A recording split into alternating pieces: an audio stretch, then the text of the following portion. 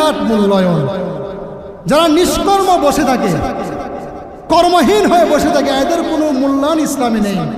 সেজন্য রাসূল হাদিসের মধ্যে বলেন, তলাবু কাসবিল হালালি ফরিদা, হালাল উপার্জন করা, কাজ করবে জড়িত হওয়া, এটি ফরজ বাদাল ফরিদা। নামাজ, রোজা, হজ, যাকাত, অন্যান্য যে ফরজগুলো রয়েছে এগুলো আদায় করার পাশাপাশি আপনি চাকরি করবেন, বাকরি করবেন, কাজকর্ম করবেন, এটাও ফরজ। বেকার ছেলে বিয়ে করার জন্য পারাপারি করতেছে, বুঝতে পারছেন? কি ছেলে? বেকার ছেলে বিয়ে করার জন্য কি করতেছে? পারাপারি করতেছে। তো কাজ নাই, একে বিয়ে করলে পরে ওকে কে চালাবে? আর তার নববধূ যেটা তাকে কে চালাবে? কথা বলেন আপনারা?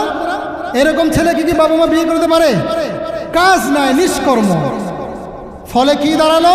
কয়েকদিন আগের ঘটনা, খুবই নৃশংস ঘটনা। এই বেকার ছেলে তার মাকেই মেরে ফেলেছে, নাউজুবিল্লাহ বলেন। এটা কেন হলো? নিষ্কর্ম থাকার কারণে। কারণ নিষ্কর্ম যদি থাকে, শয়তান তাকে এসে অ্যাটাক করবে। এজন্য কোনো প্রাপ্তবয়স্ক যুবক যেন কাজ থেকে মুক্ত না থাকে, সকলকে কাজে যোগদান করতে হবে। যারা শিক্ষিত তারা শিক্ষা প্রতিষ্ঠান কেন্দ্রিক কাজ করবে, অর্থাৎ যারা যেই সাইডের যোগ্য তারা সেই সাইডে কাজ করতে হবে। কাজের খুব মূল্যায়ন ইসলামে। এজন্য বেকার থাকা যাবে না। বেকার থাকা এটা অভিশাপ। আপনি কাজ পাচ্ছেন না, আপনি কোনো একজন জ্ঞানীর কাছ থেকে পরামর্শ নেন কি কাজ করলে ভালো হয়, তারপর আপনি কাজে যোগদান করুন। কাজের খুব মূল্যায়ন। রাসূল বলেন, তলাবু কাসবিল হালালি ফরিদা বাদাল ফরিদাতি, হালাল অন্বেষণ করা, হালাল রিজিক উপার্জন করা, এটি ফরজ। ইবাদত বন্দেগীগুলো আদায় করার পরে অন্যতম ফরজ। সেজন্য আসুন সকলেই আমরা আমাদের কর্মসংস্থানকে বাড়াই, নিজেরা উদ্যোগী হই, যে কোনো মূল্যে যেন আমাদের সমাজের কোনো মানুষ বেকার না থাকে। আর যে লোকগুলো কর্মে যোগদান করবে এদেরকে যেন আমরা আবার জুলুম না করি। এরকম শ্রমিক যারা হবে তাদের যথাযথ পারিশ্রমিক আমরা দেওয়ার চেষ্টা করি, তাহলে আমাদের সমাজের নিজাম ঠিক থাকবে, ব্যবসার মধ্যে একটা স্থবিরতা ঠিক থাকবে, কোনো রকমের এরকম অশান্তি বিরাজ করবে না, সকলেই লাভবান হবে ইনশাআল্লাহ।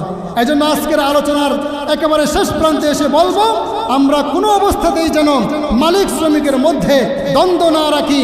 অধীনস্থ যারা আছেন তাদেরকে আমরা যথার্থ মূল্যায়ন করি।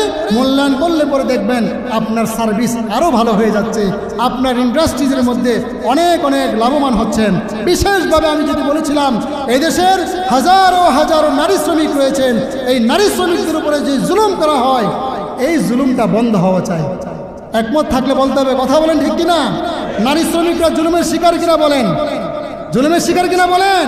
তারাও কিন্তু সকাল 8টা থেকে সন্ধ্যা 8টা পর্যন্ত কাজ করে, অথচ মাইনে পায় মাত্র হাফ। আবার অনেকের মাসিক বেতন বাকি থাকে।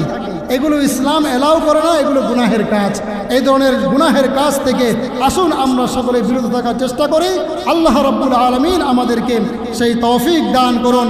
ইসলামের শ্রমিকের মর্যাদা অধিকার এই শিরোনামে যে সংক্ষিপ্ত আলোচনা করলাম, আমাদের সকলকে বুঝার এবং আমল করার তৌফিক দান করুন। আমিন।